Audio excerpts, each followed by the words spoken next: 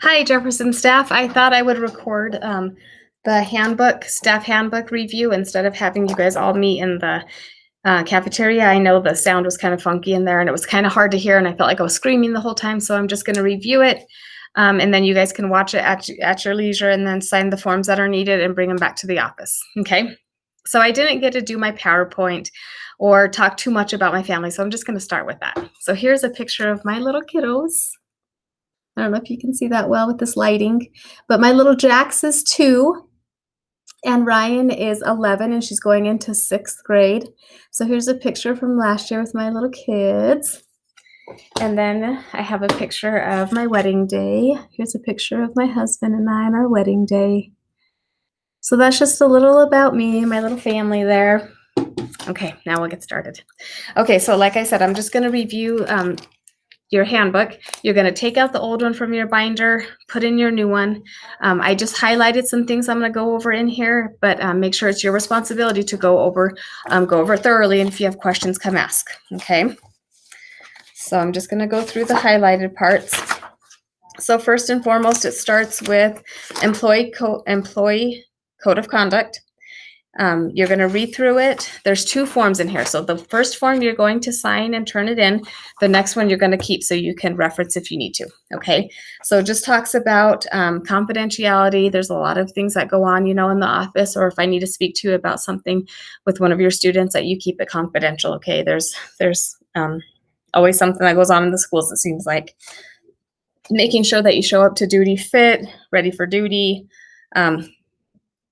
Sadly, we've had some teachers or staff members show up not in a situation to be at work.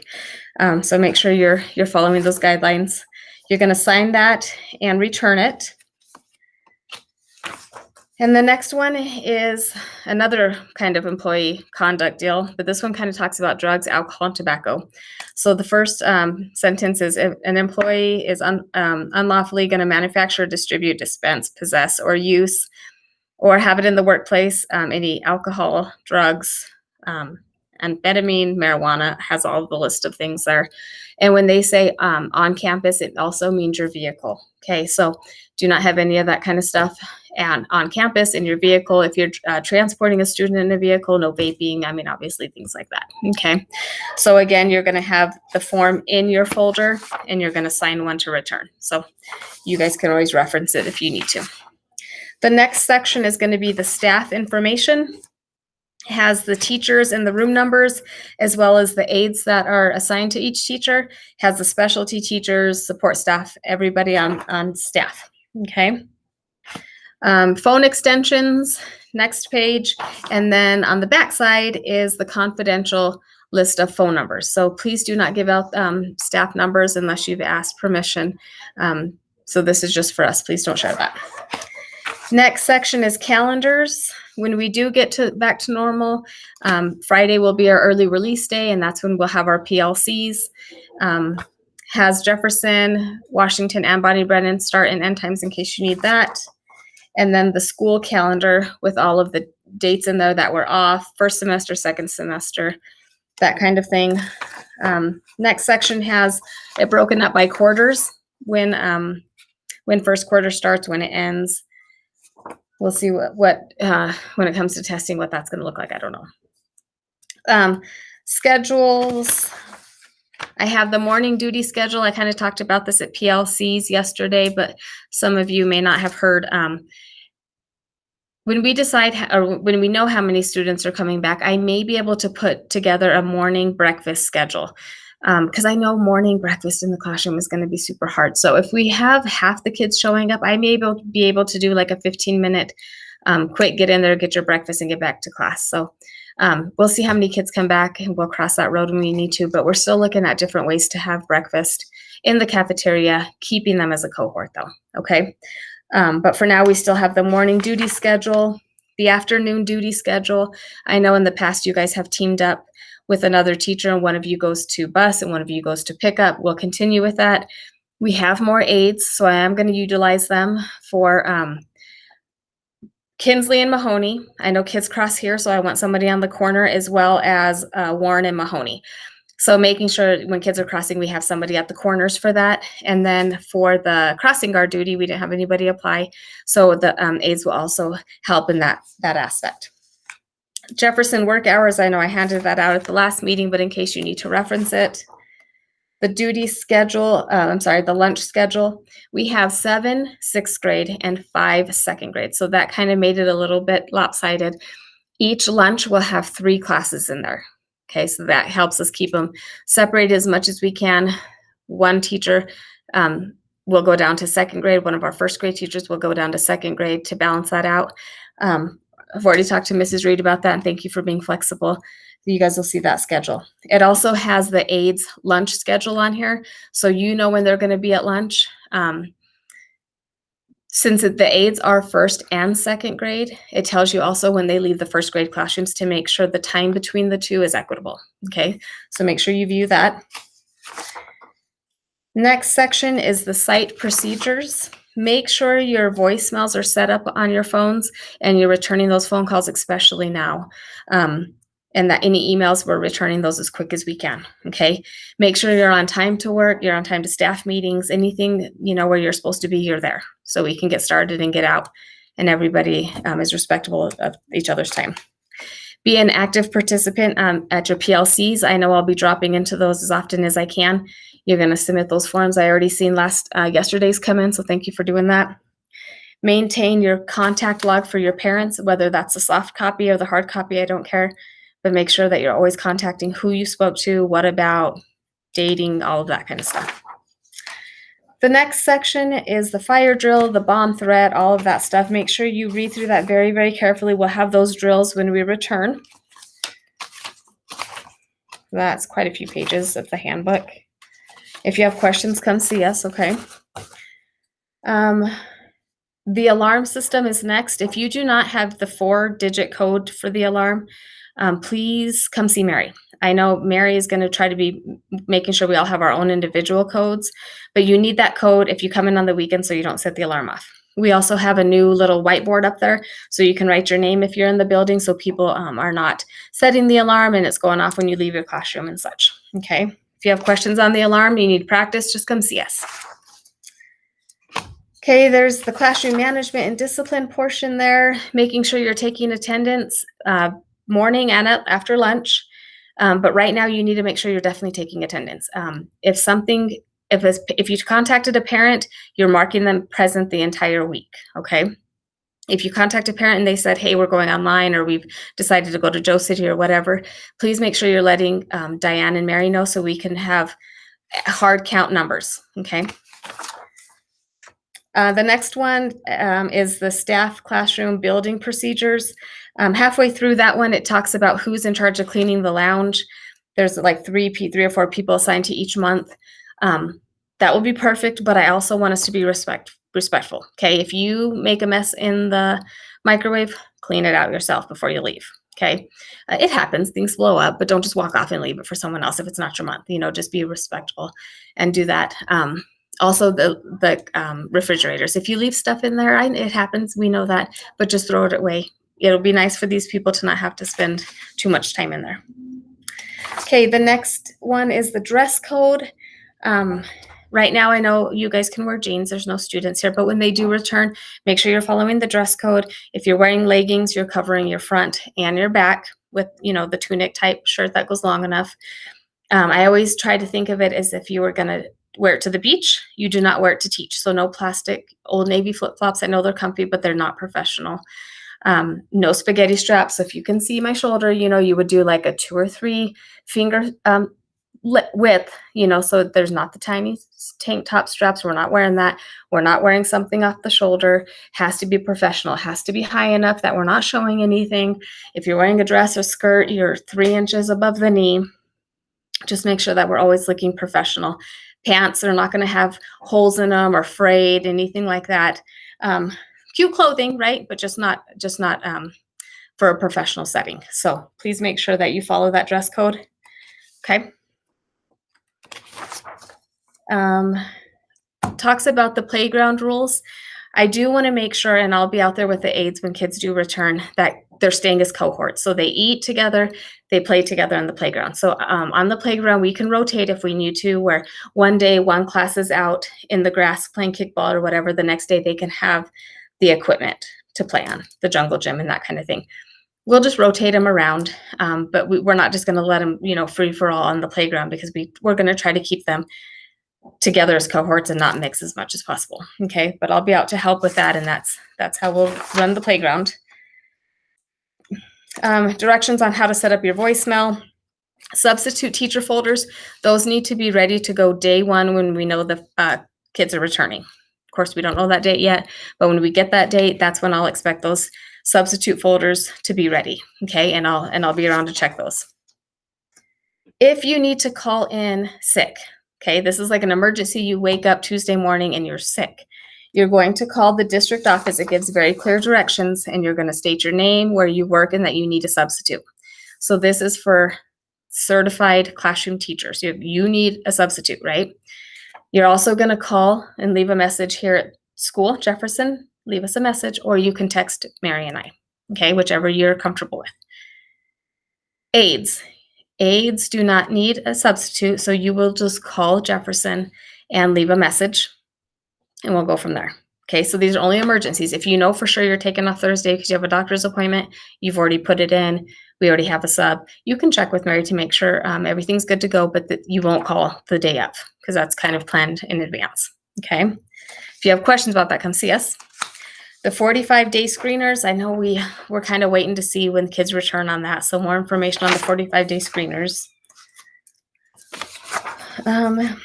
The grading system, we use the 1, 2, 3, 4. It kind of spells out exactly how students can receive those 1, 2, 3, 4s. Depths of knowledge, when you're creating your lesson plans, it has some verbs in there.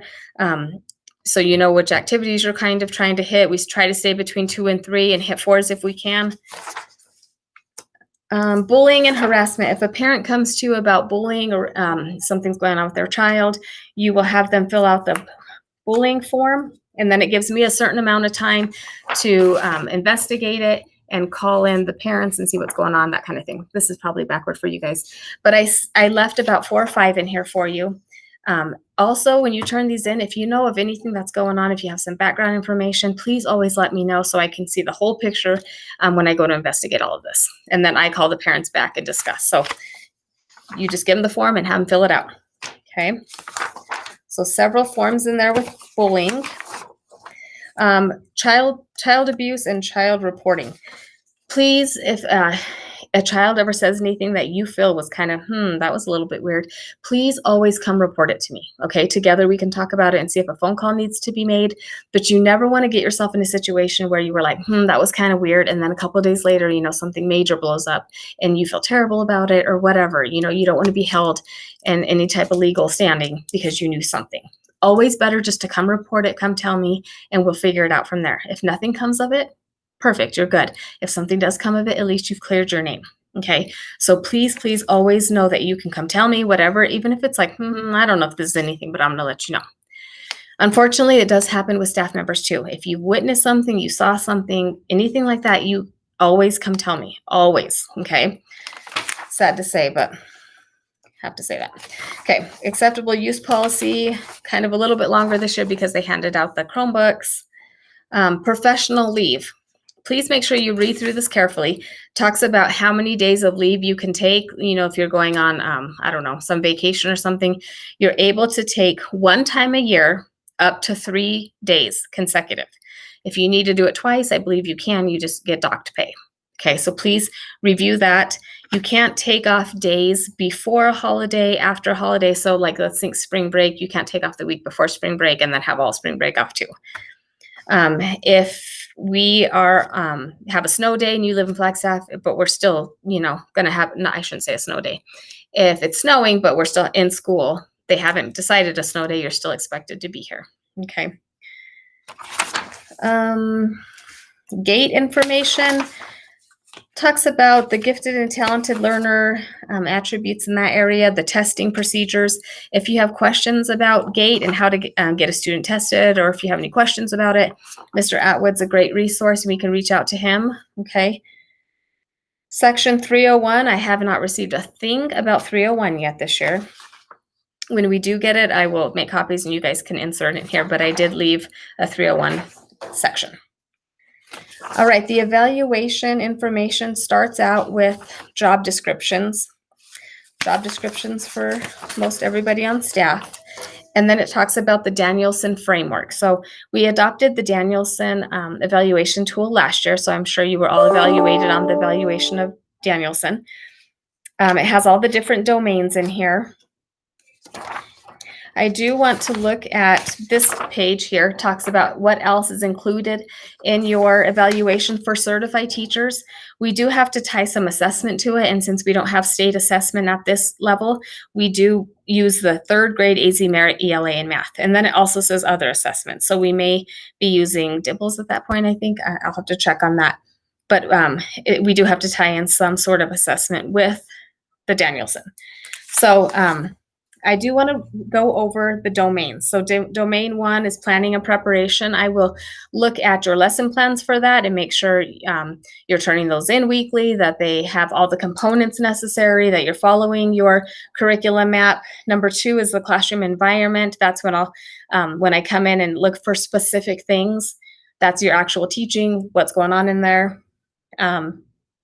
Domain 3, same thing as instruction in the classroom. How are you giving instruction? How are you delivering it? What methods are you using? And then number 4 is professional responsibilities. Are you showing up on time? Are you an active participant in PLCs? Are you responding to emails when I need them? That type of thing. So domain 2 and 3 is in the classroom, direct observation. I will not come in and do your formal evaluation on one time drop-in.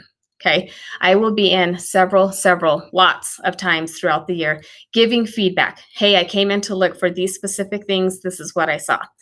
So when I do write up your formal evaluation, I have all the documentation of all the things I've seen. Okay, it's only fair. That's only a fair representation of what goes on in your classroom. It's not going to be a one-stop shop type evaluation. So don't feel like it's just a one-time thing that you have to really prepare for, because I'll be in often unannounced. I'll drop in and just do a quick evaluation and leave feedback in your box, and you can come talk to me about it if you want to, or whatever you need. Okay. So that's the evaluation tool for certified staff. And then for classified, yours is just a one-page kind of checkoff list. How are you doing? Do you do this? Do you do that? It's pretty straightforward. And again, I'll just have a pulse on what your work performance is and fill out your evaluation tool, your evaluation report from that. Okay. So you will fill out this form, your employee performance evaluation questionnaire. Like I said, it's the same one from last year, so it won't be anything new from what you've seen. I just wanted to make sure you knew that I'll be doing several evaluations. Just walk through evaluations throughout the year so I can have a very clear snapshot of your evaluation. Okay. So you have 3 forms to fill out regarding the handbook. Please get those signed and turned into Mary or Diane. You're gonna just take your old one out, put this in. If you lost your binder, come see Mary. I think she has a few more. You will also get the employee staff handbook. I kind of followed Jody's lead on that. But as I reviewed this, I feel like a lot of it was kind of included in the staff handbook. So next year I'll just merge the 2. But for now and this year you have 2. Okay, so review that too. If you guys have any questions about the staff handbook, please come see me. Okay. A few things I wanted to remind you of. We talked about the attendance, making sure you are taking attendance. If you've spoken to a parent, you're marking the student here, and please let Mary know of any updates, okay, if kids are dropped or whatever. Laptops. I spoke about this in the 1st and 2nd grade PLCs, but I want to make sure everybody knows.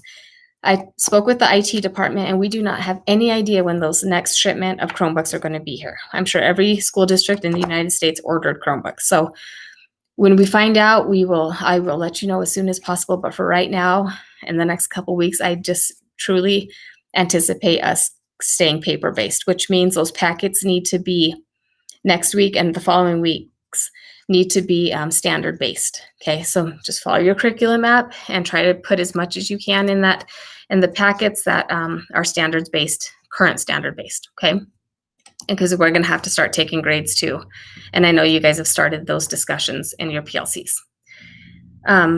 Hoffman put out a press release yesterday, a little type up deal, and it talked about Arizona being in no position to open schools anytime soon. So I'm sure she's putting pressure on Governor Ducey at this point on what matrix and benchmarks need to be in place before they feel safe to open the schools. So what do those benchmarks look like? We're supposed to find out Thursday, Friday this week.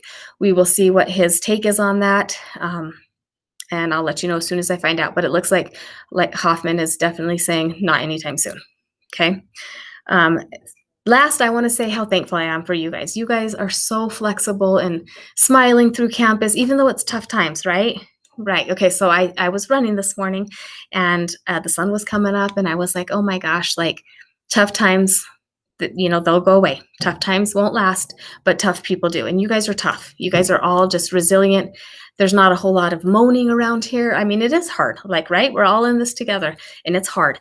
But I just feel like you guys are so, you're strong. You're resilient. You're helping each other. And I'm so thankful for that. You guys, I truly, truly am. You guys are a great staff to work with. And I love it. I'm so thankful to be here. So with that, if you have any questions about anything, questions about the handbook, questions about what it looks like, what's coming up, I don't know. I'll be here for you. Just come see me. Okay. Have a good day.